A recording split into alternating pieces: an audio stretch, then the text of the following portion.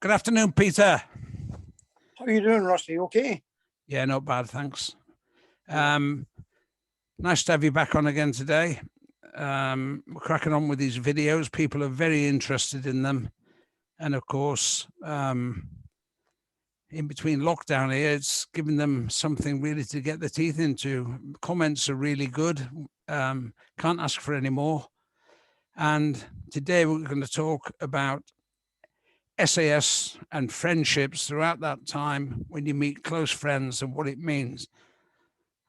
I can talk about that because I've been a friend of Peter's, or known Peter's, shall I say, since the mid-76, I think was the first time, certainly 77 as well. But to have Peter McAleese and John McAleese, who everybody knows, as personal friends is a great honor. And I truly am humbled at times. Well, John's no longer with us. So today we've got Peter. And Peter, first of all, I've been asked so many times, if you look at the comments, some great comments, but quite a few of them to me are saying, is Peter McAleese related to John McAleese? Well, I know the story, but I can't tell the story like you can. So today I would like you to take over and tell them about the McAleese name, how it's spelt the same, everything else, and give them an insight about McAleese and McAleese. Yeah. Okay, I've done a bit of research on it. I wouldn't say it was very, very deep, but I did some research. And basically, anybody with the same spelling as I have, McAleese, is related. This was due to people not being able to write, and the parish priest writing it down how it seemed to him. So you had McLeish, McLeos, McLeese, and they were all from the same family or group of families, but the spelling was different. My side of the family, we were in Ireland, and we came back to, they moved back to the UK during about the potato farming time. And they moved to Airdrie Coat Bridge, where they worked in the mines. And some went to Stirling, and some were in Lochaber, where there was a series of mines up there. That's in Fife. We've always tried to keep contact with us, and I've always looked into where I could see the name McAleese and check up on it. In Hereford, where we've both lived, there's a McAleese family there. Well, there's two. There's one related to John, and there's another one on the other side of the town with the same spelling. I've never ever met them. But that is my take on it. It's what I dug up. I can't say it's correct because I've never cross-checked on it. But it's interesting. You pick up little tidbits like the name McAleese. It comes from a Giliosa. It's Gaelic, and it means son of a follower of Jesus. And I think John would have been a bit, excited when he heard that. That's something I've learned today. Son of a follower of Jesus. Absolutely brilliant. Yeah. How good. Yeah. So carry on. Yeah. And, no matter where I go, I always research the name. If you go to the Airdrie Memorial, my grandfather's brother's name's on it. It's Alexander McAleese. He was killed at Niamh Chapel in 1915. And it's interesting because it was an area that had a few people who'd come from Ireland in it, and they all went off to the First World War, and not many of them come back. The percentage was extremely high of people who went missing or were killed. Alexander McAleese, what we call him Sandy or Sanny. He was in the Scottish Rifles, which is the Cameronians, Well, so there we have it, guys. far better than I could explain it. And there you see the John McAleese and Peter McAleese, the way it's spelled and the way it's pronounced, exactly the same. So thanks for that, Peter. I've learned something there as well. And before we go any further on to the friendship side, Peter, just show them the book that's coming out very shortly, No Mean Soldier. Okay, that's the older one. There's a reprint coming out within the next couple of weeks, by the end of the month, hopefully. Thank you. And of course, keep an eye on for it because it's a mean read. And then from that book, one of the chapters, or one of the parts of the story of the book is the film Killing Escobar. For those who haven't seen it, who want to see it, click it into Google there, you'll find it. And it's on lots of different places. Watch it. It's a great, great film. Everybody knows who, or should do, who Pablo Escobar was. This is going back into the late 80s. So a great film. I've watched it, and it's on the virtual TV channels at the moment, hopefully ending up on Netflix. So if you get a chance, get in there and watch it. So anyway, 1962, Peter, you did selection and you met some friends which stayed with you for an awful long time. You did winter selection and summer selection. Just give us an insight into what, you ended up doing winter, which generally speaking is classed as harder to do, only because of the weather, that everything's the same. But just give us a quick insight into what your things are, and you've heard about winter and summer selection all those years ago. I just remember being cold all the time. There was always snow up in the beacons. At one stage, I wasn't very skilled in map reading, and I kept following my instinct and not my compass. And all of a sudden I came across a set of footprints.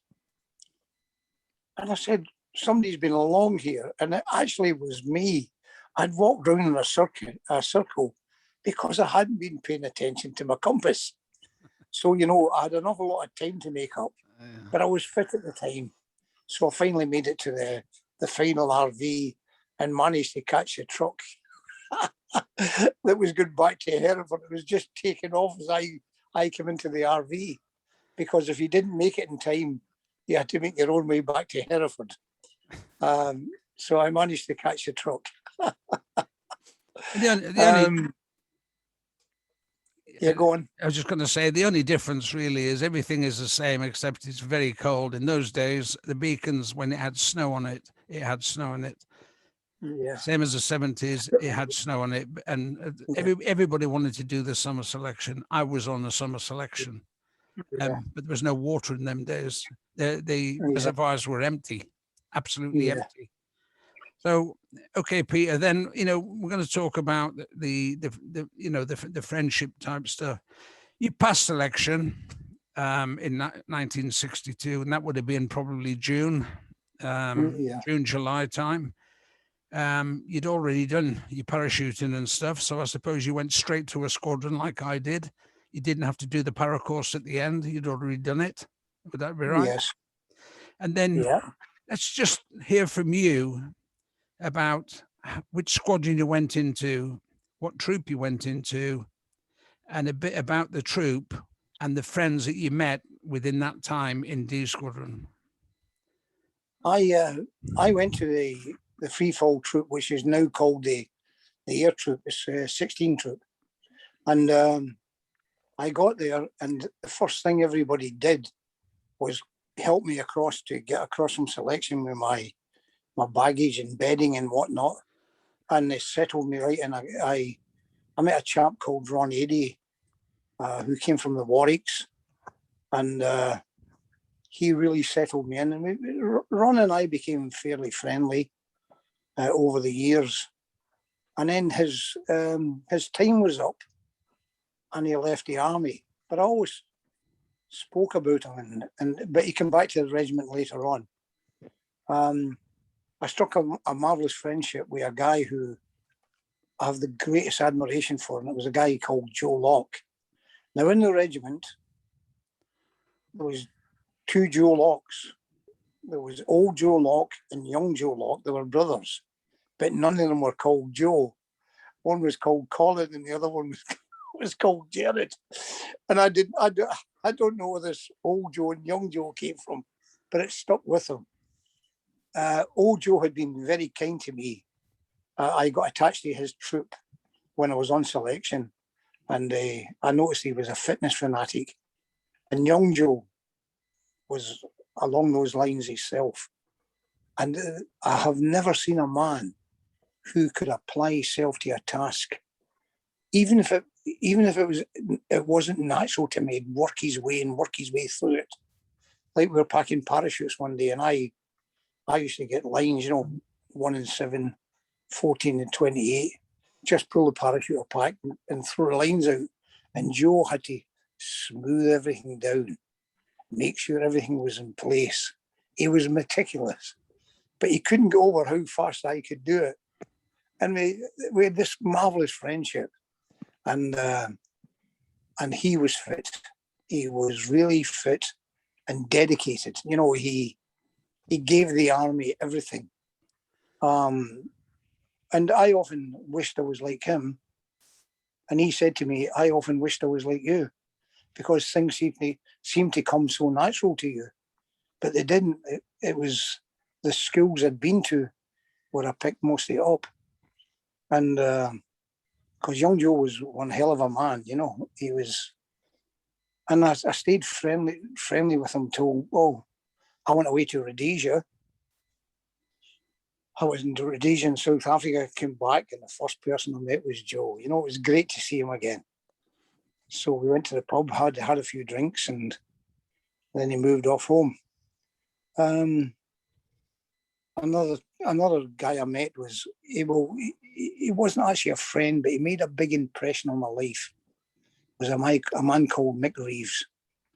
And this man, anything to do with soldiering, he could do it. He knew all about,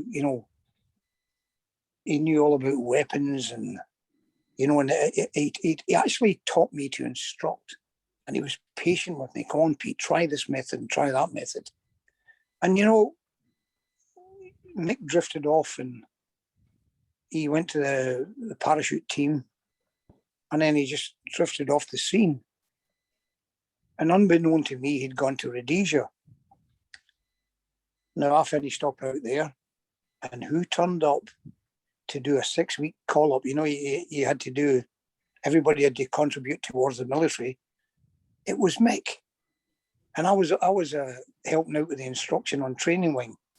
And Mick came to me the next morning, and he had his lesson plan. And he said to me, Peter, check that lesson plan. And I said, Mick, stop. You taught me to instruct. He says, yes, but you're the master now, what a man he was, And he had a marvelous way. He could enthuse people. Everything to do with the military that he spoke about, was keen on it. And unfortunately, I heard he died. I don't know what truth there is in it. And then the Redeem. Yeah, go on. But he ended up as your troop sergeant, right? Yeah, he was my troop sergeant in 16. If you tell him what a troop sergeant is, they're the leader of the troop. Yeah, there was 16 troops of 16 men. Mick was the sergeant in charge of it, and then you had 4 patrols within the troop, and then you could have 4 4-man patrols or 2 8-man patrols, which was half troops. And Mick, no matter what it was, he just had it. He was a natural. And I'd met him many years before I went to the SAS. And I listened to him once, and we were sitting on the beach at Cyprus, and he was talking to somebody. And I was listening in there because I knew about your background. And I said, that man has really got a grasp of the military, you know. Did you have a troop? Did you have a troop officer? We had a troop officer, Robin Letts. Just tell the viewers how the troop officer is a figurehead and the troop sergeant is the one who leads the men. And if you just tell them a bit about that in your day. No, in those days, the squadron was held together by the troop sergeants, and there was no staff sergeants in that then. It was just troop sergeants and troop corporals. And it worked fairly well because the officers, they'd come to a troop and it was a learning phase for them. Yeah. So they would latch onto the troop sergeant, who would sort of say, okay, come along, this is how we do it. And then eventually he'd sort of take over certain elements. You know, if it was two half troops, the officer would take one half troop and the sergeant would take the other. And most of the officers accepted it because they realised it was a big learning curve from them. And some of them were fine officers. There's no two ways about it. But they learned from the troop sergeant, as we just said. Yeah. And of course, the troop sergeant could be there for 3, 4, 5 years or more. Well, probably not as a troop sergeant, but the thing is, the officer would only be there for 2 years, then he'd disappear to do something else and could turn up somewhere else, having learnt all his skills from the troop sergeant and the men like yourselves and that around. Yeah. There was the odd resentment about officers, but generally speaking, there were guys who were trying to get along the same as us. And as I say, we weren't responsible for the system, and neither were the officers, but they'd do so long as a troop officer, then they maybe get called back to their own regiment. Yeah. Then they'd come back for a second time, maybe as a squadron commander. And then it was a learning phase for them again, so they had to sort of work alongside the sergeant major.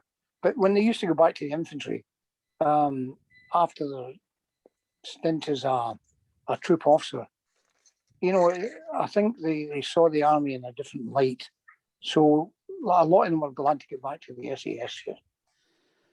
Well, I'd agree with that, and know quite a few. But the stories from your side, Peter, you know, the troop themselves were always friends within a troop. But then within that, you end up with what you might call your best friends.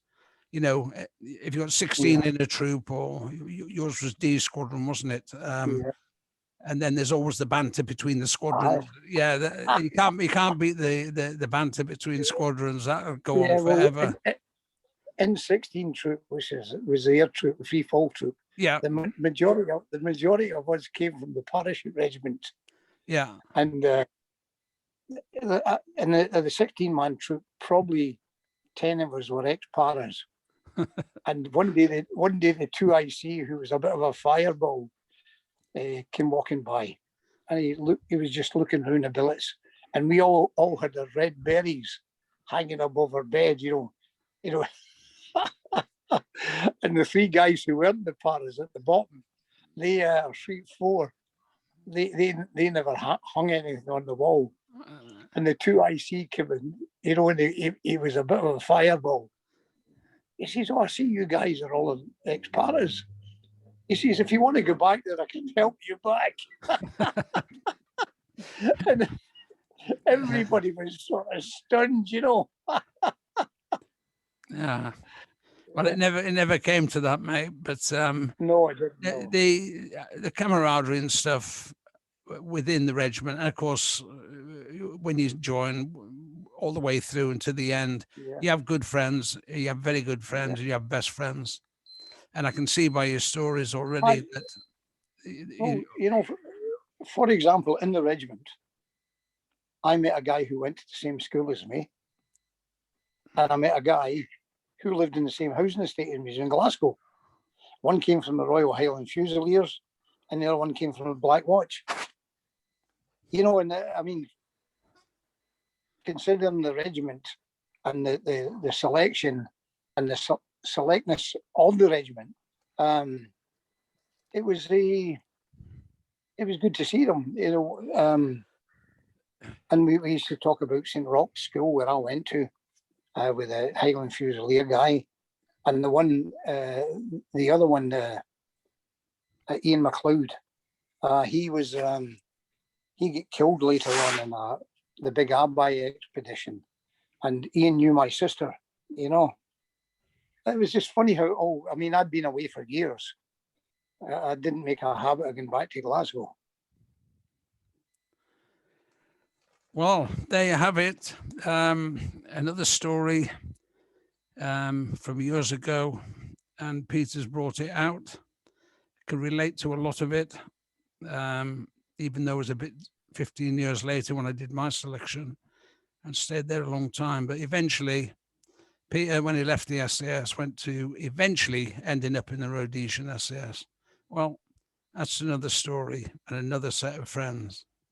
So for now, that's it for today. Peter, thanks very much. And if you'd like to say thanks for watching to the viewers, that'd be great, mate. Thanks for watching, and I hope I came across okay. Thank you. Perfect, Peter. Thanks very much. Hope you enjoyed it, everybody.